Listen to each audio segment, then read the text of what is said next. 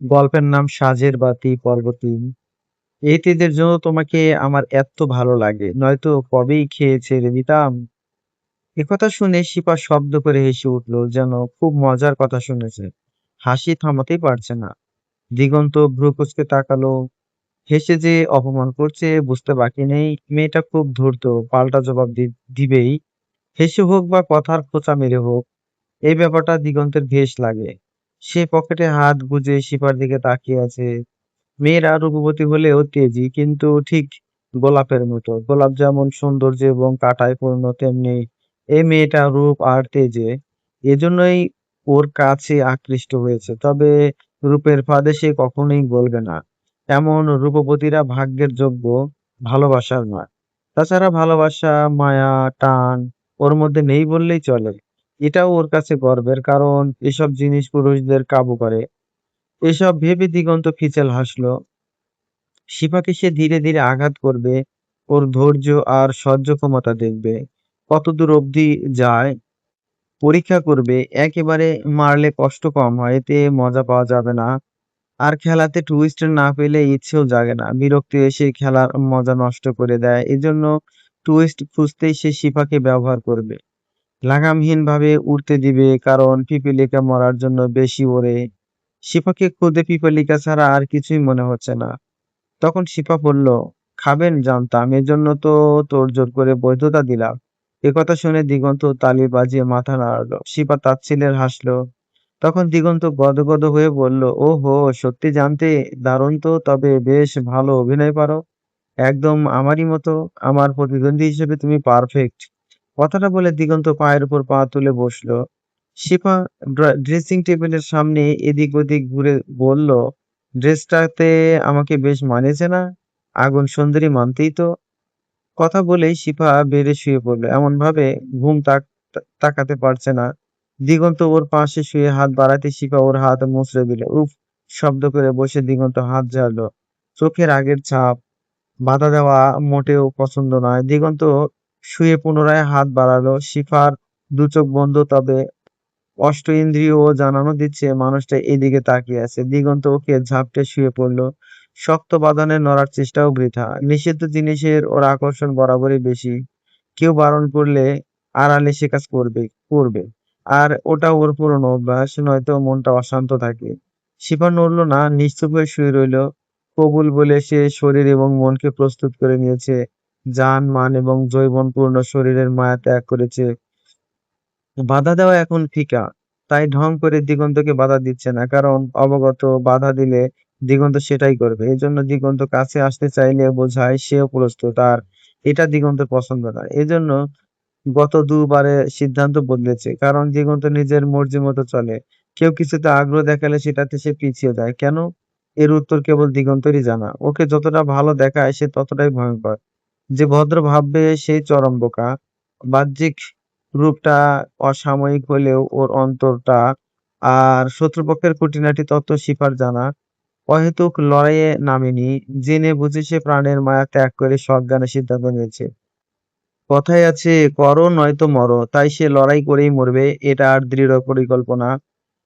আর শেষটা দেখেই ছাড়বে। আশ্চর্যজনক ভাবে দুজনই ওদের পরিকল্পনার ব্যাপারে জ্ঞাত, তবু নিখুঁত অভিনয় করছে, যেন দুজনই এই বিয়েতে খুব খুশি। কারো মনে আক্ষেপ নেই, সুখী দম্পতি। শিপা কেন বিয়েটা করেছে দিগন্ত জানে, আর দিগন্ত কেন সম্মতি দিয়েছে শিপাও জানে। এজন্য দুজন বেশ মজাও পাচ্ছে। জেনে বুঝে ভালো সাজতেই এই অভিনয়। তা দুজনেরই স্বার্থে শত্রুকে চোখে চোখ রাখা বুদ্ধিমানের কাজ। ওরা সেটাই করছে। চুন খেলে মুখ পুড়ে, কথাটা দুজনেরই জানা। তাই দেখার পালা সময় কি বলে। পরের দিন রৌদ্রোজ্জ্বল একটা দিন। রান্নাঘরে বেশ তোড়জোড় চলছে। মেয়েরা জামাইদের আদরে ত্রুটি যেন না থাকে, সকাল থেকে সেই আয়োজন চলছে। ঘন্টায় ঘন্টায় নতুন নতুন পদ জামাইকে দেওয়া হচ্ছে। দিগন্ত খুব বিরক্ত হলেও নিশ্চুপ। আদিক্ষেতা জিনিসটা ওর বরাবরই অপছন্দ। তনয়ও খুব জ্বালাচ্ছে, মনটা চাচ্ছে বুক বরাবর ঘুষি মেরে দম আটকে দিতে, যাতে চিরতরে শ্বাস বন্ধ হয়ে যায়। শিপা সকাল থেকে এই বাসায় নেই, জরুরি কাজের জন্য বাইরে গেছে, এখনো ফেরেনি। কি কাজ একমাত্র সেই ভালো জানে। তবে এভাবে দিগন্ত মাথা ঘামাচ্ছে না, আপাতত রাগ দমন করে তনয়ের সঙ্গে খেলায় মন দিল। এবং প্রতিজ্ঞাও করলো সুযোগ বুঝে তনয়কে সে উচিত শিক্ষা দিবে। ঘন্টা দুয়েক পর শিপা ফিরল। ওর মুখে কুটিল হাসি। দিগন্ত দেখেও নিশ্চুপ রইল। শিপা তনয়কে বাইরে রেখে ফিরে আসলো। পানি খেয়ে গুনগুন করতে করতে ফ্রেশও হয়ে আসলো। এমন ভাব রুমে আর কেউ নেই, আর থাকলেও পাত্তা দেওয়ার সময়ও নেই। সে তার কাজে ব্যস্ত।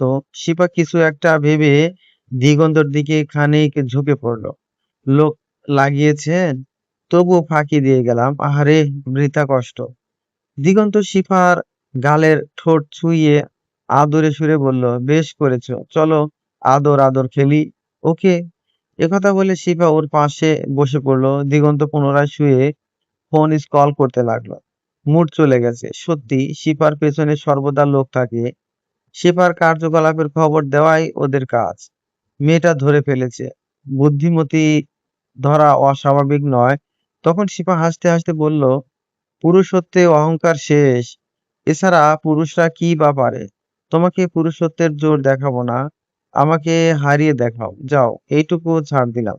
তুমি বৈধ শত্রু বলে কথা। তবে না পারলে শর্ত মেনে আত্মসমর্পণ করতে হবে। শিফা দিগন্তের চোখে চোখ রেখে হাতটা বাড়িয়ে দিল, অর্থাৎ সম্মত। দিগন্ত মৃদু হেসে করমর্দন করলো। দুজনের চোখেই তেজ, যেন কেউ কারো থেকে কম নয়। তাদের চাহনিতে স্পষ্ট অঘোষিত লড়াইয়ের পুনরায় আহ্বান। ফলস্বরূপ নিঃশেষ, ঠোঁটের কোণে ফিচেল হাসি, মস্তিষ্ক পরিকল্পনা তৈরিতে সক্ষম। শিফা রুম থেকেই বেরিয়ে গেল। অর্ধদিন আর দিগন্তের সামনেই গেল না, রাগে অথবা ঘৃণায়। দুপুরে খেয়ে বিশ্রাম নিয়ে দুজনেই বেরিয়ে পড়লো। শিফা ফোনে গেম খেলছে আর দিগন্ত ল্যাপটপে কিছু করছে। মুখটা বেশ গম্ভীর। হঠাৎ ফোনে কাউকে বলল, 1 সপ্তাহ মুখ দেখাবি না, নয়তো শুট করতে দুবার ভাববো না। কথাটা বলে কল কাটলো। অপর ব্যক্তির উপরে প্রচন্ড রেগে আছে। হয়তো ওর মন মতো কাজ হয়নি। শিফা ঠোঁট টিপে হাসলো। সে জানতো এমন কিছুই হবে, কারণ সকালে দিগন্তের কাজে বাধা সৃষ্টি করতেই বেরিয়েছিল। যে সে ছদ্মবেশে কাজটা করেছে, সফলও হয়েছে। দিগন্তের লোক যখন ওকে খুঁজছিল, সে পেছনে ছিল, দেখছিল ওরা কি করে। কাজ সম্পূর্ণ করে ফেরার সময় ভিক্ষা চাওয়াতে তাদের থেকে ধমকও খেয়েছে। ধমকে প্রচন্ড ভয়ের ভান ধরে কেটে পড়েছে। পিছু ফিরে তাকায়নি। লোকগুলো হন্য হয়ে খুঁজে না পেয়ে পরে ফিরে গেছে। ওরা ধরতে না পারলেও দিগন্ত ঠিক বুঝে ফেলেছে, কারণ সে তীক্ষ্ণ বুদ্ধিসম্পন্ন মানুষ। তাতে কি, কাউকে পরোয়া করেনি আর করবেও না। তখন দিগন্ত ল্যাপটপটা সরিয়ে শান্ত কণ্ঠে বলল, এবার শান্তি হয়েছে? প্রচুর। বাহ। তা স্বপ্নিলের বিরহে কাঁদছো না কেন? ইস, বেচারাকে কষ্ট না দিলেও পারতে। সময় আছে, ফিরে যাও। ভয় পাচ্ছেন? So funny, baby. দিগন্তের কথায় পাত্তা না দিয়ে অবজ্ঞায় ভঙ্গিতে বসলো। কয়েকবার শীষ বাজিয়ে কানে ইয়ারফোন গুজতে গুজতে শিফা বলল, স্বপ্নিলকে মেরে দিন, নয়তো আমি শেষ করে দিব। সিংহ ও সিংহীর লড়াইয়ে দুর্বল প্রাণীদের না থাকাই উত্তম। ঝামেলা মাত্র। শিফার বাসার সবাই খুব খুশি হয়েছেন। দিগন্তের বিনয়ী আচরণ উনাদের মন কেড়েছে। বেশ ভদ্র, এমন অমায়িক ছেলেই হয় না। শিফা পারফেক্ট একজনকে সঙ্গী করেছে। মেয়ের জন্য আর চিন্তা নেই। দিগন্তকে দায়িত্ব দিয়ে সবার স্বস্তি মিলেছে। দূরত্বে ভালো থাকলেই হলো। এসব উনাদের উক্তি। তবে তনয় কিছু একটা বোঝাতে চাচ্ছে, বাচ্চা ছেলে বোঝাতে পারছে না। তাই বারবার বলছে, করে দাও করে দাও, আমি সব বুঝে নেব। বাচ্চাটার কথা কেউ গুরুত্ব দিল না। দিগন্তকে কাজের কথা বলতে শুনেছে, তাই হয়তো এসব বলছে। শিহাব আর রাফি বোন চলে যাওয়াতে কষ্ট পেলেও বোনের হাসি মুখ দেখে খুশি হয়েছে। বোন ভালো থাকলেই হলো। খোঁজও নিয়েছে। দিগন্ত খুব ভালো ছেলে, খারাপ কোনো রিপোর্ট নেই।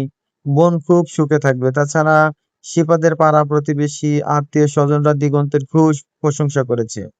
মেয়ে জামাই খুব ভালো হয়েছে, এতেই শিপার পরিবার খুশিতে গদগদ। সাফার বাবা মা দেখা করতে এসেছিলেন। দিগন্ত আর শিফাকে নতুন পোশাক দিয়েছেন। কত শত দোয়া করে অশ্রু ঝরিয়েছেন। সাফা নেই, তবুও শিফার সুখে দুঃখে ওনারা অবশ্যই সামিল হবেন, কেউ না চাইলেও। কারণ সাফার মতো শিফাকেও খুব ভালোবাসেন। তাই ভেদাভেদ করার কারণ নেই। এদিকে স্বপ্নিল কানাডাতে যাওয়ার ব্যবস্থা করে ফেলেছে। আজকে রাতে চলে যাবে। ফিরবে কবে ঠিক নেই। মেয়ের শোকে ছেলের ভবিষ্যৎটা নষ্ট করা যায় না, তাই সম্মতিও দিয়েছেন। স্বপ্নিল শিফাকে ভালোবাসে এ কথা ওনারাও জানেন। সাফা নিজে জানিয়েছিল, তবে শিফার থেকে এমন কিছু দেখেননি। সাফা স্বপ্নিলকে প্রায় বলতো, ভাইয়া বান্ধবীকে ভাবে বানালে কেমন হয় রে? না মানে পরও যেন না হয় তাই আর কি। স্বপ্নিল হাসতো। ছেলের হাসি দেখে ওনারা বুঝে নিতেন শিফাকে ওনাদেরও পছন্দ, তাই কখনো অমত করেনি। ছেলে মেয়ের খুশিতে ওনারাও খুশি, তবে স্বপ্নিল আগ বাড়িয়ে শিফাকে কিছু বলতো না। তবে হাব ভাবে কিছু প্রকাশ করতো। শিফাও বুঝে না বোঝার ভান করতো, আর মধ্যে থেকে সাফা মজা নিত। পারিবারিকভাবে সবার জানা আগেই সাফা মারা গেল। এই ঝড়ে সব লন্ডভন্ড হয়ে যায়, ব্যাপারটা অপ্রকাশিতই রয়ে গেল। এর 15 দিন পরে শিফা জেদ ধরল দিগন্তকে বিয়ে করবে। আগে থেকেই নাকি দিগন্তকে পছন্দ করে। বিয়ে দিতেই হবে, নয়তো সাফার মতো সে আত্মহত্যা করবে। সাফা তো স্মৃতিশক্তি হারিয়ে আত্মহত্যা করেছে, তাই সবাই ভেবেছিল সে প্রেমের সম্পর্কে জড়িয়ে কোনো ভুল করেছে। গর্ভবতী হয়ে মানসিক চাপে স্মৃতিশক্তি হারিয়েছে, কিন্তু ময়না তদন্তের রিপোর্টে এমন কিছু আসেনি, বরং এসেছে she is virgin not a pregnant. আর একজন মানসিক রোগীর আত্মহত্যা করাটা স্বাভাবিক। তাদের জ্ঞানে থাকে না, ভালো মন্দের তফাৎ বুঝে না, হুজুগের বশে এই কাজগুলো করে, এমন কেস অহরহ ঘটে। তাই সাফার কেস চাপা পড়ে গেছে। এই কেসের তদন্ত মানে সময় নষ্ট, বই কিছু নয়। তারপর শিফার জেদ রক্ষার্থে দিগন্তের বাসাতে প্রস্তাব পাঠানো হয়। দিগন্ত না করাতে শিফা খাওয়া দাওয়া ছেড়ে দিতেই অটল। পরে পারিবারিকভাবে আলোচনা করে বিয়েটা সম্পূর্ণ করা হলো। ভালো না বাসলে কেউ এমন পাগলামি করে না। আর এখানে স্বপ্নিলের কথা কিভাবেই বা বলতেন? শিফা তো নিজেই চাচ্ছে দিগন্তকে, তাহলে স্বপ্নিলের গতি হয়ে যাবে। সবার জীবনে পূর্ণতা আসে না, যদি আসতো ব্যর্থতা, হৃদয়ভঙ্গ, কষ্ট আর বিচ্ছেদ নামক শব্দগুচ্ছের সৃষ্টি হতো না। সময়ের ব্যবধানে তার জীবনও ধারাক্রমে চলতে থাকবে। শিফাকে বাসায় নামিয়ে দিয়ে দিগন্ত চলে গেল। নিহা আর শাশুড়ির সঙ্গে কথা বলে শিফা রুমে গেল। রুমের দরজাটা আটকে ড্রেস নিয়ে ফ্রেশ হতে চলে গেল। ওয়াশরুমের বালতি উপুড় করে বসে ফোন বের করলো। ফোনটা সবসময় লুকিয়ে রাখে, কারণ এ বাসার কোনো জায়গায় ওর জন্য নিরাপদ নয়, ওয়াশরুম বাদে। আর যাই হোক, দিগন্ত ওয়াশরুমে সিসি ক্যামেরা রাখবে না, এর কারণ সেও ব্যবহার করে, তাই এটাও আপাতত নিরাপদ। শিবা ফোনে কিছু টাইপ করে কাউকে পাঠিয়ে দিল। তার পরপরই ওর ফোনে দুটো মেসেজ আসলো। যা ভেবেছিলে তাই। দিগন্ত বিগত 72 ঘন্টা ধরে ওর ফোন ট্র্যাক করছে, যাতে এর নজর রাখতে পারে। একেই বলে ধূর্ততা। দিগন্ত যত যাই করুক, ওর নাকের ডগা দিয়ে সে ঠিক বেরিয়ে যাবে। শিপা দ্রুত কাজ সেরে ফ্রেশ হয়ে আসলো। হাতের তোয়ালে মেলে দিয়ে সাফার ছবি বুকে জড়িয়ে নিল ওকে। খুব মনে পড়ছে। শিপা চোখের পলক ফেলতেই অশ্রু ফোঁটা ঝরে গেল। দ্রুত মুছে নিয়ে ছবিটা রেখে বেরিয়ে গেল। দিগন্ত ল্যাপটপের সামনে বসে এতক্ষণ শিপাকেই দেখছিল। এই রুম 4টা সিসি ক্যামেরা লাগানো আছে, শুধু দিগন্ত জানে। শিপাকে কাঁদতে দেখে দিগন্ত উচ্চ শব্দে হাসলো। আহারে, বউটা কাঁদছে, আবেগপূর্ণ মন নিয়ে লড়তে এসেছে। তার মুখে আবার বড় বড় কথা। তেমন কিছু না পেয়ে দিগন্ত ল্যাপটপ রেখে উঠে দাঁড়ালো। কিছু কাজ বাকি আছে, আজকেই সব সারতে হবে। রাত 10টা। শিপার ফোনে কল এসেছে, নাম্বার ট্র্যাকে থাকায় সংকেত দিচ্ছে। দিগন্ত ব্লুটুথটা ঠিক করে শুনতে মনোযোগী হলো। শিপা শুয়ে আনমনে টিভি দেখছিল। রিংটোন শুনে ফোন হাতে নিল। স্বপ্নিল কল করেছে। শিপা কলটা রিসিভ করে চুপ করে থাকলো। অপর পাশে চুপ। স্বপ্নিল আপাতত এয়ারপোর্টের ওয়েটিং রুমে বসে আছে। চলে যাচ্ছে সে। তখন শিপা কেশে বলে উঠল, আমার সময়ের দাম আছে, যা বলার দ্রুত বলুন। সত্যি আমার হবি না শিফা? না, বিধবা হলেও না। একথা শুনে দিগন্ত হাসলো। মেয়েটার মুখে কিচ্ছু আটকায় না, কঠিন একথা কত সহজে বলে ফেললো। মেয়েটার মন বলে কিছু আছে কি? সেভাবে পায় না। শিপার থেকে এর চেয়ে বেশি কিছু আশা করেনি বোকামি। দিগন্ত ওর ভাবনার ছেদ ঘটিয়ে ওদের কথা শোনাতে মনোনিবেশ করলো। মুখে তার কুটিল হাসি। স্বপ্নিল শিফার মুখে এই কথা শুনে বলল, দোয়া করে সুখে থাক, আর বিধবা তকমাটা যেন তোর শরীরে কখনো না লাগে। খুব ভালো থাকিস। কথাটা বলে স্বপ্নিল কল কাটলো। 2 হাতে মুখ ঢেকে নিশ্চুপ হয়ে বসে রইলো। অনবরত অশ্রু ঝরছে তার, উক্তি মনটা পুড়েছে বিধায় 2 চোখ কাঁদছে। সে কিছুক্ষণ বসে নিজেকে সামলে উঠে দাঁড়ালো। পিছু টান নয়, অনেক তো হলো। শিপা ভালো থাকুক, ও প্রিয় মানুষটাকে নিয়ে সুখে থাকুক। সে না পেলেও অভিশাপ বা অভিযোগ কোনোটাই করবে না। প্রকৃত প্রেমিকদের চাওয়া হয়তো এমনই হয়, নিজে পুড়ে ছাই হব তবুও প্রিয় মানুষটার হাসিটা যেন অটল থাকে। আর চরম সত্যি, ভাগ্যের উপরে কারোরই জোর চলে না। ওর ক্ষেত্রেও তাই। তারপর স্বপ্নীল কানাডার উদ্দেশ্যে পাড়ি দিল। দূরে সে ভালোই থাকবে, এখানে কষ্ট পাচ্ছে, খুব কষ্ট। এখানকার বাতাসও বিষাদপূর্ণ, তাই চলে যাওয়াই শ্রেয়। রাত ৮টার দিকে দিগন্ত বাসায় ফিরলো। শিফা ঘুমাচ্ছে। এটা দিগন্তের পছন্দ হলো না। পানির গ্লাসটা নিয়ে শিফার মুখে ছুড়লো। শিফা ধরফর করে উঠে ব্যাপারটা বোঝার চেষ্টা করছে। কাঁচা ঘুমটা ভাঙানোর জন্য ওর মেজাজ তুঙ্গে, তবুও স্বাভাবিকভাবে বসে রইলো। দিগন্ত হেসে শার্টের বোতাম খুলতে খুলতে বলল, ঘুমাচ্ছিলে? সরি, হ্যাঁ, প্রচুর ক্ষুধা পেয়েছে বউ, খাবার নিয়ে আসো। শিফা উঠে পা বাড়াতে দিগন্ত এক পা বাড়িয়ে দিল, খুব কৌশলে। ফলস্বরূপ শিফা হোঁচট খেয়ে ওয়ার্ড্রোবের সঙ্গে সজোরে ধাক্কা খেল। ওর মুখ থেকে ব্যথাতুর একটা শব্দ বের হলো। কপালও তাৎক্ষণিক ফুলে নীল হয়ে গেল। প্রচন্ড ব্যথায় শিফা মেঝেতেই বসে পড়েছে, মনে হচ্ছে মুখটা কেউ থেতলে দিয়েছে। তখন দিগন্ত বসে ব্যতিব্যস্ত হয়ে বলল, আরে আরে, চোখেও কম দেখো নাকি, খুব ব্যথা পেয়েছো? শিবা ব্যথাটা সয়ে সয়ে উঠে বেরিয়ে গেল। রান্নাঘরে গিয়ে নিঃশব্দে অশ্রু ঝরিয়ে বরফ ডলে নিল। মাথাটা ঘুরছে। এক হাতে আইস ব্যাগ, অন্য হাতে খাবারের ট্রে নিয়ে ফিরে আসলো। দিগন্ত ট্রাউজার পরে বসে ভেজা চুল মুছছে। আবার দেখে মুখটা অসহায় করে বলল, ও, খেয়ে এসেছি, সত্যিই ভুলে গেছি, সরি জান, অযথা কষ্ট করানোর জন্য। শিফা নিশ্চুপ। দিগন্তের এটাও সহ্য হলো না। সে জ্বলন্ত সিগারেটে টান দিয়ে ধোঁয়া ছাড়লো। শিফা শান্ত চাহনি দেখিয়ে যাচ্ছে। দিগন্ত সিগারেট ওর দিকে এগিয়ে খেতে ইশারা করলো, মুখে ফিচেল হাসি হেসে, যেন তোমাকে শায়েস্তা করার ব্যাপারই না। শিফা উঠে দিগন্তের কোলে বসে পড়লো। আচমকা বসাতে দিগন্ত হতবাক। সে কিছু বোঝার আগেই শিফা দিগন্তের ঠোঁটে ঠোঁট ডুবালো।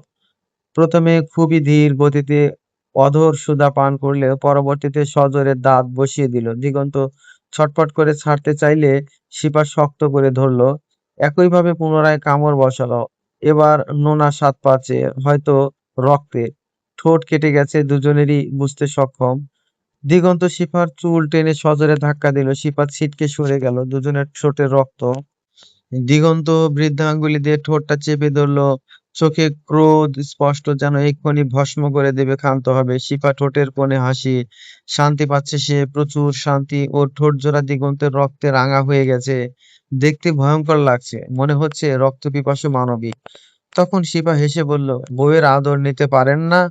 কেমন পুরুষ আপনি, হুম? ছি, এই ক্ষমতার এত গর্ব! দিগন্ত রাগে চোখে তাকিয়ে আছে। মেয়েটা বড্ড বার বেড়েছে, এত ব্যথাও পেয়েছে, তেজ কমেনি। আরেক ডোজ দিতে হবে। শিফা মুখটা ধুয়ে এসে সোফার সাফার ছবি হাতে নিয়ে বলল, দেখলি ঠুনকো জোর কাকে বলে? দিগন্ত ঠোঁট থেকে টিস্যুটা সরিয়ে পাশে দাঁড়ালো। স- সাফার ছবি দেখে শিফার পুরো শরীরে তাকালো। দুজনেই বিরক্তিকর। দিগন্ত মুখ বেঁকিয়ে বিরক্তি নিয়ে বলল, এখন যা বলবো সরাসরি জবাব দিবে। ওকে। সাফাকে আমি প্রেমের জালে ফাঁসিয়েছি, না বেড পার্টনার বানিয়েছি, অথবা প্রেগনেন্ট করে ছেড়ে দিয়েছি, না সুইসাইড করতে বাধ্য করেছি, না তাহলে ওকে টানছো যে? শোনো তবে, আমার শত্রুতা তোমার সঙ্গে, আমাদের মধ্যে সীমাবদ্ধ রাখো। তাছাড়া তোমরা দুজনই আমার পছন্দের লিস্টের বাইরে। প্রেম তো বহুদূর, এই ভালোবাসা জিনিসটা আমার জীবনে কখনো আসেনি। এর কারণ অযথা সময় নষ্ট করা আমার অপছন্দ, তোমাকেও আমার পছন্দ নয়। তাই নিজেকে এত শ্রেষ্ঠত্ব ভাবা বন্ধ করো, আর নয়তো মেরে গুম করে দিব। যত সব। কথাটা বলে দিগন্ত ফোনটা নিয়ে বেরিয়ে গেল। শিপা হাসলো। দিগন্ত ভুল বলেনি, আসলেই সে এসব করেনি। দিগন্তের সঙ্গে পূর্বে ওর সম্পর্ক ছিল না। প্রেমজনিত কারণে দিগন্তকে বিয়েও করেনি। ওদের যুদ্ধ ভিন্ন কারণে, দুজনেই সেটা অবগত। দিগন্ত মাফিয়া দলের লিডার অথবা নারী পাচারকারীও নয়, তবুও অপরাধী ক্ষমার অযোগ্য। শিফা দাঁড়িয়ে না থেকে শুয়ে পড়ল। অহেতুক ভেবে নির্ঘুম রাত কাটানোর মানেই হয় না। হ্যাঁ, ঘুমালে শরীর ও মনও ভালো থাকে, মনটা ভালো থাকলে বুদ্ধিও সচল হয়। পরিস্থিতি মোতাবেক এই দুটোর বড্ড প্রয়োজন, বাকিটা পরে বুঝবে। তাই শিফা চোখ জোড়া বন্ধ করে বিড়বিড় করে বলল, ফেক আইডি শাস্তিও তো তোলা রয়েছে, শুধু সময়ের অপেক্ষা। ফেক আইডির শাস্তিও তোলা আছে, তোমার মতো ঘুঘুকে সময় মতো ধরবো, শুধুমাত্র সময়ের অপেক্ষা। কথাটা বলে শিফা চোখ জোড়া বুজে নিল। ঘুম দরকার, চোখের পাতা দুটো বিশ্রাম চাচ্ছে। আর কত, কেবল তো শুরু, এখন সব ভেবে ফেলবে, পরে কি করবে। মরতেই এসেছে তাই প্রাণের ভয় নেই, তবে আসার উদ্দেশ্য সফল করতে হবে, নয়তো সব বৃথা। এত কষ্ট, ত্যাগ বৃথা করা যাবে না। সেদিন রাতে দিগন্ত আর বাসায় ফিরলো না, কোথায় গেল একমাত্র সেই জানে। আর দিগন্ত কাজের কৈফিয়ত কাউকে দেয় না, দিবেও না। মর্জি মতো চলে সে, কারো কথায় বা ইচ্ছায় নয়। টিক টিক করে ঘড়িতে সময় চলতে থাকলো। শেষ প্রহরে ভোরের আজান দিচ্ছে, বাইরে অন্ধকার, ভোরের আলো এখনো ফুটে ওঠেনি। শিবা সতর্কতা অবলম্বন করে বের হলো, এটাই মোক্ষম সুযোগ।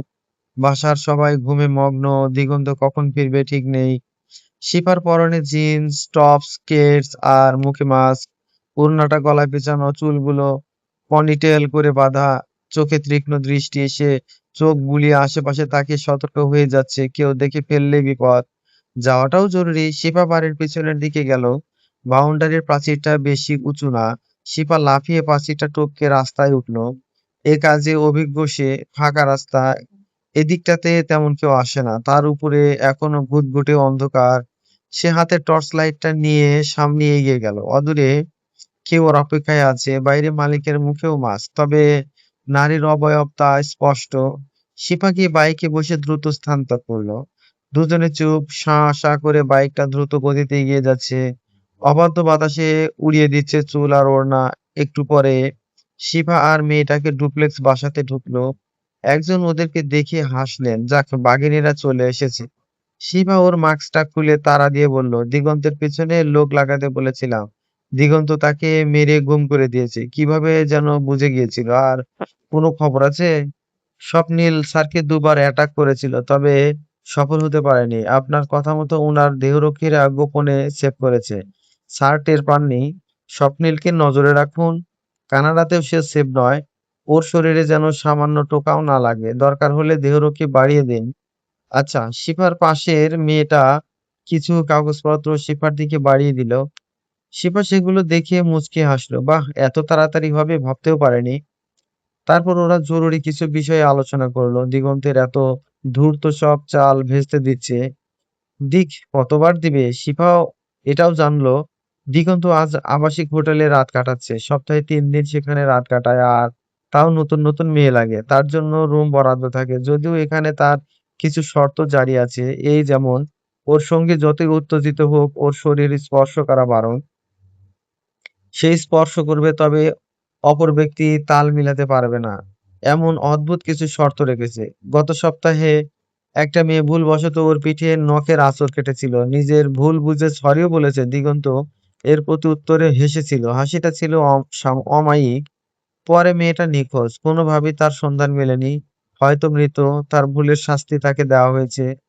শিবা কাজ বুঝিয়ে দ্রুত বেরিয়ে গেল। ভোরের আলো ফুটে গেছে, আর থাকা ঠিক হবে না। ওই মেয়েটা শিবাকে পূর্বের স্থানে নিয়ে গেল।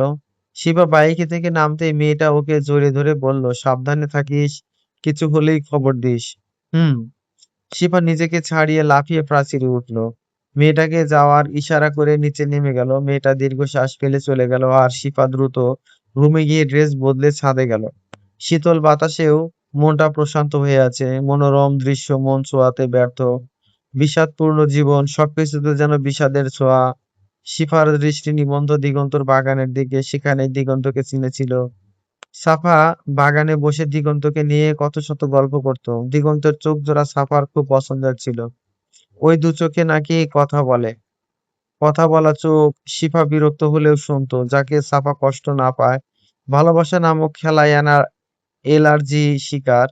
আজগবি মনে হয়, কত প্রস্তাব পেয়েছে তারও হিসাব নেই। এসবে বরাবরই ওর অনীহা। কেন, সেও জানে না। আর গতকালকে দিগন্ত ওকে জিজ্ঞাসা করেছিল, সাফাকে প্রেমের জালে ফাঁসিয়েছিল নাকি। এর উত্তরে না বলেছিল, অথচ সত্যটা হা হতো। মূলত ইচ্ছে করে মিথ্যে বলেছে, নয়তো দিগন্ত ওর পরিকল্পনা ভেস্তে দিত। দিগন্ত জানা মানে মৃত্যু নিশ্চিত। স্বপ্নিলকে মারতে বলেছিল, কারণ দিগন্তকে বোঝাতে চেয়েছিল স্বপ্নিলকে সে হেলা করে। স্বপ্নিল মরলেও ওর কিছু আসবে যাবে না, তবু দিগন্ত সত্যিটা বুঝে অ্যাটাক করেছে। শিফা মিথ্যে বলেছে, দিগন্তের অজানা নয়, কারণ ওর সব তথ্য দিগন্তের জানা, ঠিক বুঝেও ফেলেছে। ওর পিছনে লোক লাগিয়েছিল, শিফা লাগিয়েছে তাও জানে। এই ছেলেটা খুব ধূর্ত, তবুও আজ অথবা কাল টোপ গিলতেই হবে। ততদিনে ওর দুর্বল পয়েন্ট খুঁজে বের করতে হবে। এসব ভেবে শিফা পিছনে ঘুরতেই কারোর সঙ্গে ধাক্কা খেলো। মুখ তুলে দেখে দিগন্ত সদ্য গোসল সেরে ছাদে এসেছে, চুল থেকে পানি ঝরছে, ঘৃণায় ওর বমি পাচ্ছে। ঘৃণিত দৃষ্টিতে একবার তাকিয়ে সে চোখ সরিয়ে নিল। সারা রাত আকাম করে মুখভঙ্গি এমন যেন কিচ্ছু বোঝে না, নাদান বাচ্চা সে। শিপা খুব বিরক্ত হয়ে দৃষ্টি সরিয়ে নিল। তখন দিগন্ত ফিচেল এসে বলল, জানতাম হোটেলের খবরটাও যাবে, খুব ভালো সময় কাটিয়েছি। মেয়েটা ভার্জিন ছিল, আর হ্যাঁ, শুনলাম তুমি নাকি কেবল ফিরলে। শিপা নিশ্চুপ, একদম স্বাভাবিক ভঙ্গিতে দাঁড়িয়ে আছে, যেন দিগন্তের কথা শুনতেই পায় না। সে বধির। শিপার নিশ্চুপ থাকাটা দিগন্তের পছন্দ হচ্ছে না, তাই চুলগুলো ঝেড়ে শরীর জলানো একটা কথা বলল, তুমি কি আমার মতোই? কি বোঝাতে চাচ্ছি বুঝতে পারছো? আমিও গিয়েছিলাম চাহিদা মেটাতে। বলতে আমাকে আপনাকে দিয়ে আমার পোষাবে না। শিপার অপমান দিগন্ত সহজেই ধরে ফেললো। সে এগিয়ে এসে শিপা হাত মুচড়ে ধরলো। শিপা ওর কৌশল অবলম্বন করার আগে দিগন্ত আষ্টে পৃষ্ঠে জড়িয়ে নিল। আর পথ নেই, পুরুষালী হাতের বাঁধনে শিপা নড়তেও পারল না। তাই স্বাভাবিক হয়ে দাঁড়ালো। ওকে শক্তি প্রয়োগ করতে না দেখে দিগন্ত হাসলো। মেয়ে না, যেন বাঘিনী একটা। তাহলে ছেলের সঙ্গে লড়তে আসে? দিগন্তের হাতের বাঁধন নরম করতে শিপা ঘুরে ঘুষি মেরে দিল, ঠিক নাক বরাবর। রক্ত না আসলেও খুব ব্যথা পেয়েছে। দিগন্ত নাক না ধরতেই শিপা ওর হাঁটু বরাবর লাথি মারলো। দিগন্ত তাল সামলাতে না পেরে নিচে বসে পড়ল। শিফা পেছন থেকে ওর চুল খামচে গলায় ধারালো ছুরি ধরে রাগান্বিত কণ্ঠে বলল, মেয়ে বলে দুর্বল ভাবিস না, কুকুরকে শায়েস্তা করার কৌশলও জানা আছে। ছুরিটা সব সময় শিফার কাছে থাকে। দিগন্ত তা দেখে হাসলো। শিফার পায়ের পাতায় পাড়া দিয়ে দিগন্ত ছুরি কেড়ে ফেলে দিল। শিফা টু শব্দ না করে তাকিয়ে রইল, তেজি চাহনি। দিগন্ত ওকে সজোরে থাপ্পড় বসিয়ে ছাদের মেঝেতে শুয়েই গলা চেপে ধরলো। শিপা শ্বাস নিতে পারছে না। দিগন্ত চোয়াল শক্ত, আরো শক্ত করে গলায় চাপ দিল। শিপার চোখ উল্টে যাচ্ছে, তবে বাঁচার আকুতি করছে না। সিঁড়িতে কারো পায়ের শব্দ শুনে দিগন্ত ওকে ছেড়ে দিল। শিপা উঠে বসে গলা ধরে কাশতে লাগলো। অঝরে অশ্রু ঝরছে, খুব কষ্ট হচ্ছে, আর একটু হলেই প্রাণটা বুঝি উড়াল দিত। দিগন্ত ওর পাশে বসে মাথায় হাত বুলিয়ে বলল, কষ্ট হচ্ছে বউ? আহারে, সরি সোনা পাখিটা। শিপা জোরে জোরে শ্বাস নিয়ে থেমে থেমে জবাব দিল, আমাকে মেরে দে, নয়তো তোর কপালে দুঃখ আছে। দুঃখ দেখার জন্য তোমাকে বাঁচিয়ে রেখেছি, তেজ দেখাও। আমি আরো তেজ দেখতে চাই। শিপা হাসলো, মুখে মুখে নয়, দুজনের কথা হলো চোখে। অপ্রকাশিত যুদ্ধের আলাপ। নিহা ওদের দেখে সিঁড়ি থেকে নিচে চলে গেল। বিরক্ত করা ঠিক হবে না, দুজনে কিছু সময় কাটাক। ওকে দেখে লজ্জা পেতে পারে। শিফা উঠে হাত ঝেড়ে পা বাড়ালো। তখন দিগন্ত বলল, লোক লাগিও না, পরের বাপ না, মাফ করবো না, বারবার সুযোগ দেওয়া আমার ধাঁচে নেই। শিপা না শোনার ভান করে চলে গেল। কিছুদিন চুপ থাকতে হবে। শিপা নিচে গিয়ে গোপন ফোন বের করলো, জরুরি মেসেজ এসেছে। শিপা সেই মেসেজের রিপ্লাই করে ফোনটা বন্ধ করে ফেললো। এখন কিছু একটা করতে হবে। সে রান্নাঘরে গিয়ে হাতে হাত কাজ করলো। শাশুড়ি পাশে আছেন, নিহার পরোটা বেলছে আর শিফা ভাজছে। সে চুপ থেকে শাশুড়ি আর নিহার গল্প শুনছিল। তারপরে হঠাৎ করেই বলল, আপনি বাবার দ্বিতীয় পক্ষ তাই না মা? নার্স ছিলেন আগে। ওর কথা শুনে দিগন্তের মা হতভম্ব হয়ে তাকিয়ে রইলেন। নিহা অবাক হয়েছে, শিফা উত্তরের আশায়। এদিকে প্রশান্ত নাস্তা চাচ্ছে, তাই কেউ আর কথা বাড়ালেন না। তবে শাশুড়ির থমথমে মুখ শিফা ঠিকই খেয়াল করলো। নিহা দ্রুত নাস্তা নিয়ে প্রশান্তকে দিল, আর শিফা খুব কৌশলে নিচে তেল ফেলে সরে গেল, আর অপেক্ষায় রইল চিৎকার শোনার। একটা ডিমের খোসা না ছাড়াতেই নিহার চিৎকার শুনতে পেল। আহা, কত শান্তি! শিবা দৌড়ে গিয়ে নিহাকে তুললো। নিহা কোমরে খুব ব্যথা পেয়েছে। প্রশান্ত বকাবকি করে রেস্ট নিতে বলে চলে গেল। মিটিং আছে। দিগন্ত বাবার সাথে নাস্তা সেরে অফিসে চলে গেল। শাশুড়ি নিজের রুমে। শিবা সুযোগ বুঝে নিহার কাছে গিয়ে বলল, ভাবি, আপনার চেক আপ করে নেওয়া উচিত। আমার এক চাচি পড়ে তার কোমরে হাড় ফেটে গিয়েছিল, তবে পরে ডাক্তার দেখিয়েও লাভ হয়নি। তারপর এখন কুঁজো হয়ে হাঁটে। কোনো কাজ করতেও পারে না। নিহা এ কথা বিশ্বাস করে নিল। তাই তো ও যদি ফেটে যায়, না না ডাক্তার দেখাইতে হবে। সে প্রশান্তকে ফোন দিয়ে কান্না জুড়ে দিল। প্রশান্ত জানে নিহা চেক আপ না করানো অবধি জ্ঞান জ্ঞান করবে, তাই ওর হসপিটালে যেতে বলল। নেহা তখন শিফার হাত ধরে বলল, শিফা প্লিজ আমার সঙ্গে চলো, আমার ভয় লাগছে। ভয়ের কিছু নেই, আচ্ছা আমি যাচ্ছি। শিফা যেন এই কথার অপেক্ষায় ছিল, সফল হলো। নেহাকে রেডি হতে বলে সেও রুমে গেল। তারপর দুজনেই শাশুড়িকে বলে বেরিয়ে গেল। হসপিটালে পৌঁছে অপেক্ষা করতে হলো না। ওরা যাওয়ার আগেই প্রশান্ত ডাক্তারকে বলে রেখেছে নেহার কথা, প্রশান্তকে ছাড়া ডাক্তারের চেম্বারে ঢুকবে না। শিপা প্রশান্তকে যেতে বলল। অগত্যা তাকে যেতেই হলো। ওরা ডাক্তারের রুমে ঢুকতেই শিপা দৌড়ে গেল লিফটের দিকে। একজন ওর অপেক্ষায় আছে। শিপাকে দেখে আগন্তুক ফাইল রেখে সরে দাঁড়ালো। শিপা সেটা দেখে মৃদু মাথাটা নাড়িয়ে ফাইলটা নিয়ে ওয়াশরুমে চলে গেল। হাতে ফাইল দেখলে নিহা সন্দেহ করবে, তাই সে কাগজটা দেখে ফাইলটা ওখানে রেখে দিল। আগন্তুক আশেপাশে তাকিয়ে মাস্কটা ঠিক করে ফাইল নিয়ে চলে গেল। নিহা চেক আপ করিয়ে বের হয়ে দেখে শিফা বসে আছে। তারপর প্রশান্ত ওদের বাসায় যেতে বলে চলে গেল। সে মিটিং ফেলে এসেছিল। শিফা আর নেহা দুজনে হাসি মুখে বাসায় চলে গেল। নেহার তেমন কিছু হয়নি, ওষুধ খেলে ঠিক হয়ে যাবে। প্রায় 1 সপ্তাহ পর শিফা বাবার বাসায় বেড়াতে এসেছে। দিগন্তের নাকি কাজ আছে, তাই থাকতে পারেনি। শিফা চুপ করে ফোনের দিকে তাকিয়ে আছে, ছলছল চোখ, অশ্রুফোঁটা গাড়িতে গড়িয়ে পড়ার অপেক্ষা। ফোন কল থামিয়ে পানি খেয়ে দরজা আটকে আসলো। ওর ফোনে অন্য আইডি লগ ইন করা, সেখানে স্পষ্ট দেখতে পাচ্ছে দিগন্ত আর সাফার কত শত প্রেমালাপ, রোমান্টিক কথাবার্তা। দিগন্তের ছবিও আছে। সাফার ওড়না ছাড়া ছবি নেওয়ার জন্য দিগন্ত রাগ করে 2 দিন কথা বলেনি। তা নিয়ে সাফার রাগ ভাঙানোর কত শত চেষ্টা। পরে ছবি পেয়ে তারপর দিগন্ত কথা বলেছে, অনেক ছবি। এমনকি দিগন্ত সাফাকে নিষেধও করছে শিবাকে এসব না জানাতে। পরে জানিয়ে চমকে দিবে। বোকা সাফা তাই করেছে। সব বললেও ছবির কথা সত্যি গোপন রেখেছিল। শিফা আজকে জানতে পারলো। শিফার চোখে দুটো খুব জ্বলছে। কাঁদতে পারলে বেশ হতো, কিন্তু পারছে না তো। কষ্ট, বুকটা যেন ফেটে যাচ্ছে। সাফার কাজে সে কষ্ট পেয়েছে। সাফাও দিগন্তের চতুরতা ধরতে পারেনি, বুঝতেও পারেনি দিগন্তের পরিকল্পনা। ভালোবেসেছে তাই হয়তো। তাছাড়া একটা মানুষের কত রূপ হতে পারে, কত নিকৃষ্ট হতে পারে, কত জঘন্য হতে পারে, এর জলজ্যান্ত প্রমাণ দিগন্ত। সে মানুষ নয়, অমানুষ। শিবা আর ভাবতে পারছে না। সে বালিশে মুখ গুজে শুয়ে পড়লো। মুখের পানি আড়াল করার এটাই উত্তম পন্থা। তাছাড়া আপাতত মস্তিষ্ক আর কিছু আসছে না। ভাগ্যিস অশ্রুর রিং কিংবা গন্ধ নেই, নয়তো সবার কাছে ধরা পড়ে যেত। শিপা কাঁদছে, অঝরে কাঁদছে, তবে নীরবে, নিঃশব্দে। ওর কানে সাপার শেষ কথাটা এখনো প্রতিধ্বনিত হয়, প্রিয় আমার প্রাণ নিলে। হ্যাঁ, ওই প্রিয়, প্রিয়ই আমার প্রাণ নিল। দিগন্ত আর ওর মা মুখোমুখি হয়ে বসে আছে। অদূরে ওর বাবা আর প্রশান্ত চা খাচ্ছে। মা ছেলের কি কথা হচ্ছে অন্যরা জানে না, তারা আছে অন্য কথার তালে। দিগন্ত মায়ের কথা শুনে বেশ বিরক্ত। শিফা বড্ড বার বেড়েছে। এই মেয়েটা পাখা না কাটলে হচ্ছে না। উড়তে দিয়েছে বিধায় সাপের 5 পা দেখেছে, এবার একটা ব্যবস্থা না করলেই নয়। নিহা ওর রুমে গিয়ে নাটক দেখছে। আফরান নিশোকে ওর খুব পছন্দ, ক্রাশও বটে। কাজ ফেলে নিশোর নাটক দেখতে বসে যায়। এই নিয়ে বকাও খায়, তাতে কি।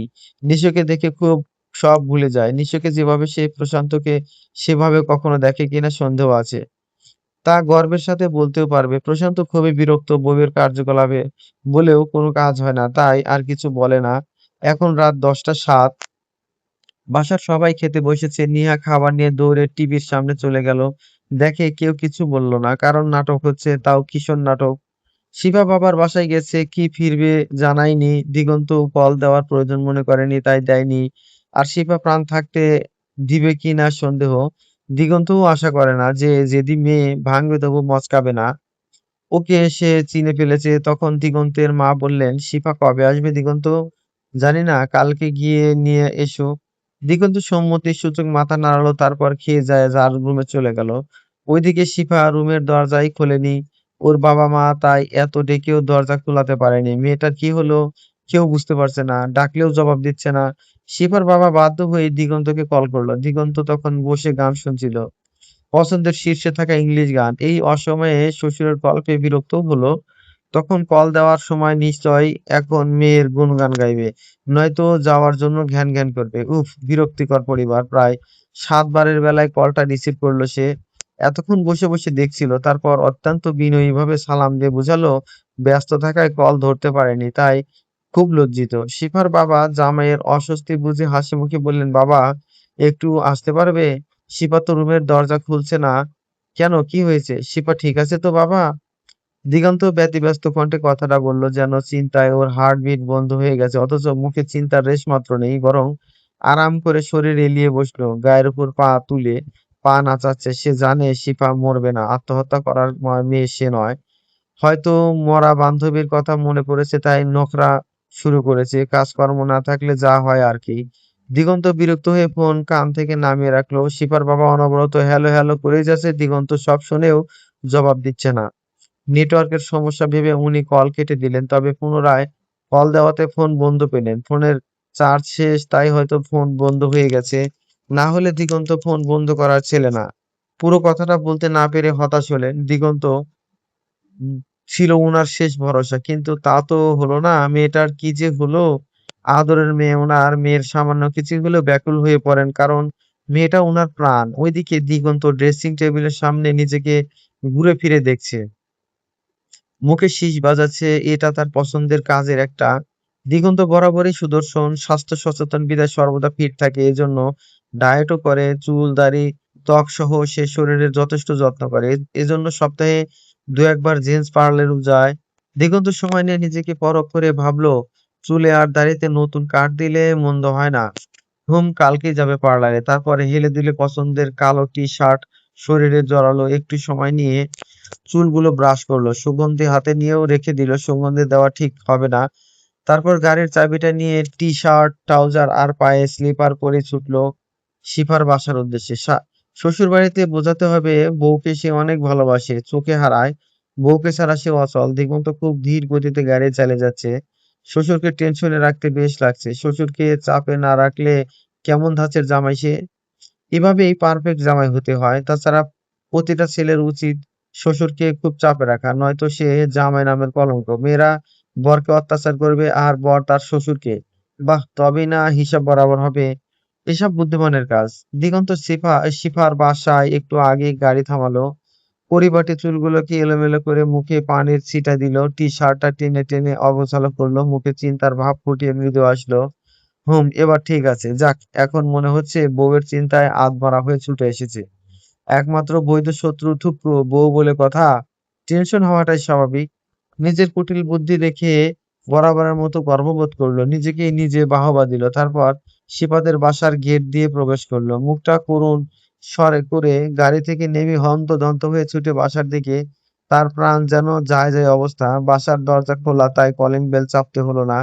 দিগন্তকে ছুটে আসতে দেখে সবাই খুব খুশি হলেন।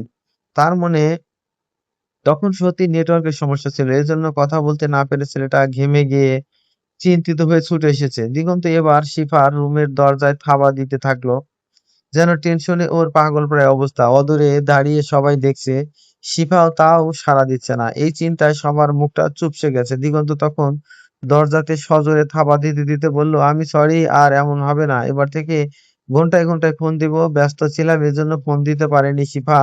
এই শিফা, সরি তো, প্লিজ দরজা খোলো। শিফার গভীর ঘুমের তলিয়ে গেছে। দরজা কেউ ধাক্কাচ্ছে। ঘুমের ঔষধের প্রভাবে দুচোখ খুলতেই পারছে না। ওদিকে শিফার আম্মুর ইচ্ছে করছে মেয়েটা থাপ্পড় লাগাতে। ছেলেটাকে সারাদিন ব্যস্ত থেকে ক্লান্ত শরীরে ছুটে এসেছে, আর বেয়াদবটা ঢং করছে। অহেতুক এসবের কোনো মানে হয়?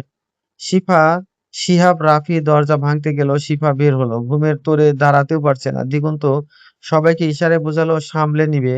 সবাই গিয়ে যেন শুয়ে পড়ে। অনেক রাত হয়েছে, কাল সকালে কথা হবে। তারপর নিশ্চিন্তে সবাই রুমে চলে গেল। দিগন্ত শিফার রুমে ঢুকে দরজাটা আটকে দিল। উফ, অবশেষে নাটকের সমাপ্ত হলো। দিগন্ত রেগে শিফাকে বেডে ধাক্কা দিল। রাগে ওর শরীর জ্বলছে। শিফা ব্যথা পেয়ে বিশ্রী একটা গালি দিয়ে ঘুমে তুলে গেল। খুব কড়া ওষুধের প্রভাবে হুঁশ নেই। গালি শুনে দিগন্ত ভ্রু কুঁচকে নিল। আস্ত বেয়াদব মেয়ে, কত সাহস ওকে আমি গালি দিল! সে ফ্রেশ হয়ে এসে পাশে শুয়ে পড়ল। কালকে দেখে নিবে কানাডার একটা হসপিটালে স্বপ্নিলকে ভর্তি করানো হয়েছে, তাকে কেউ শুট করেছে। বুলেটটা বাহুতে এসে লেগেছে। হঠাৎ আক্রমণের স্বপ্নিলও ঘাবড়ে গেছে। ওকে শুট করার কারণ কি? কে বা করবে? এখানে শত্রু কোথা থেকে আসবে? কেউ মারতে চাচ্ছে? এসব ভেবে আরো উত্তেজিত হয়ে পড়ে। তাছাড়া রক্তে ফোবিয়া থাকায় স্বপ্নের সেখানে জ্ঞান হারিয়ে ফেলে। খুব ছোট্ট থেকেই ওর এই সমস্যা। এজন্য ডাক্তার হওয়ার ইচ্ছেটাও অপূর্ণ রাখতে হয়েছে। দেহরক্ষীরাই তাকে হসপিটালে এনেছে। আচমকা এমন হবে ওরা বুঝে উঠতে পারেনি।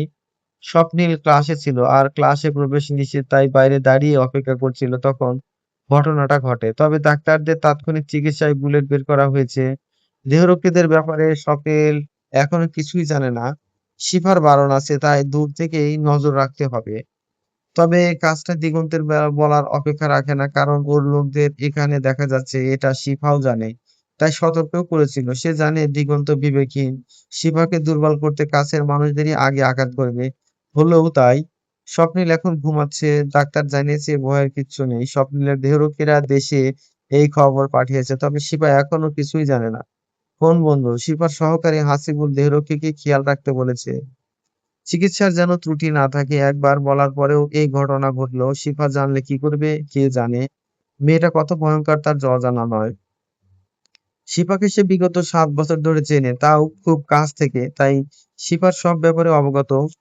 হাসিবুল শিফাকে মেসেজ করে দিল। শিফা ফোন অন করলে মেসেজটা দেখতে পাবে। এই খবর শুনে শিফার রিয়াকশন দেখার অপেক্ষা। পরের দিন সকালে শিফার দেরি করে ঘুম থেকে উঠলো। মাথা ঝিমঝিম করছে। ঘড়ির দিকে দৃষ্টি যেতেই ওর চোখ চরক গাছ হলো।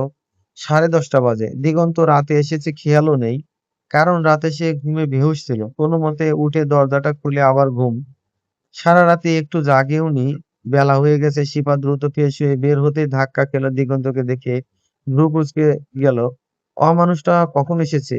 আসার কারণ কি? ওহ, নিশ্চয়ই ভালো সাজতে এসেছে। উনি আবার অভিনয়েও খুব পারদর্শী কিনা। অসভ্য একটা। দিগন্ত ফোনে কথা বলতে বলতে রুমে ঢুকলো আর শিপা ছুটে রান্নাঘরে গেল খাবার খুঁজতে। প্রচন্ড ক্ষুধা পেয়েছে। গতকাল দুপুরের পর কিচ্ছু খাওয়া হয়নি। সে খাবার নিয়ে খেতে বসে গেল। তমা এসে হাসতে হাসতে গত রাতের ঘটনাটা বলল। শিফা চুপ করে শুনলো। ইচ্ছে নেই কিছু বলার। তখন দিগন্ত এসে বাসায় যাওয়ার তাড়া দিল। জরুরি পড়েছে, ফিরতে হবে। শিপা হাত দিয়ে বলল, আমি পরশুদিন যাব। না, এখনই আমার সাথে যাবে। কেন? তোমাকে ছাড়া রুমটা শূন্য লাগে। দিগন্তের কথা শুনে রাফি, তমা, শিহাব উচ্চ শব্দে হাসলো। আহা, কত ভালোবাসা! শিফার বাবা মৃদু হাসলেন। এদের দেখলে প্রাণ জুড়িয়ে যায়। কেউ কাউকে ছাড়া থাকতে পারে না। দুটোতে সারা জীবন এমনই থাকুক। উনি অশ্রু মুছে মন থেকে দোয়া করলেন। শিফার আম্মু এসে তাড়া দিলেন। দিগন্ত যা বলেছে তাই হবে। অর্থাৎ ওর যেতে হবে। কিছুদিন পরে না হয় আবার বেরিয়ে যাবে। শিবা সবার মুখের দিকে তাকিয়ে রেডি হতে গেল। গোপন ফোন সঙ্গে নিয়ে ওয়াশরুমে ঢুকলো। সেটা অন করে মেসেজটা দেখেই মাথায় আকাশ ভেঙে পড়লো। হাসিবুলকে মেসেজ করে তথ্য জেনে নিজেকে সামলে নিল। স্বাভাবিক থাকতে হবে ওকে, নয়তো দিগন্ত সন্দেহ করবে। শিফা চোখে মুখে পানির ছিটা দিয়ে বের হলো। দিগন্ত সোফায় বসে পা নাচাচ্ছে। শিফা নিশ্চুপ হয়ে রুম থেকে বেরিয়ে বিদায় নিল। তনয়কে আদর করে গাড়িতে গিয়ে বসলো। দিগন্তও বিদায় নিয়ে বসলে দুজনই বেরিয়ে গেল। সবাই ওদের দেখলেন আর দোয়া করলেন। শিফা সিটে বসে চোখ বন্ধ করে আছে। দিগন্ত শিস বাজিয়ে বাঁকা হাসলো। প্রাক্তনের জন্য কষ্ট হচ্ছে বুঝি? আহারে, কষ্ট পেও না। শিফা চোখ বন্ধ করে ঢোক গিলে খুব শান্ত কণ্ঠে বলল, সর্বদা আমার হৃদয়ে আঘাত করবে কেন? খুব বেশি কষ্ট হয় বুঝি? সুযোগ বুঝে করেই না হয় বুঝে দিব। অপেক্ষায় রইলাম। দিগন্ত পুনরায় শেষ বাজাতে গেলে শিপা চোখ খুলল। দিগন্তের মুখের দিকে কিছুক্ষণ তাকিয়ে রইল। দিগন্ত খেয়াল করে ভ্রুজোড়া নাচিয়ে মৃদু হাসলো। অর্থাৎ কি দেখো? শিপা দৃষ্টি না সরিয়ে তাকিয়েই রইল। সাপা ঠিক বলেছিল, দিগন্ত খুব সুদর্শন। শ্যাম বর্ণের হলেও নজর কাড়া, বিশেষ করে ভ্রু আর চোখ জোড়া। কিছুক্ষণ চুপ থেকে শিফা বলল, আপনি দেখতে খুবই সুন্দর। কাহিনী কি বলতো? কাহিনী নেই, সত্যিটা বললাম। রহস্য রহস্য গন্ধ পাচ্ছি। শুধু সত্যিটাই বললাম। ও হ্যাঁ, আপনার আম্মু সেদিন বললেন এই রয়্যাল হসপিটালের মালিক দেশের বাইরে থাকেন।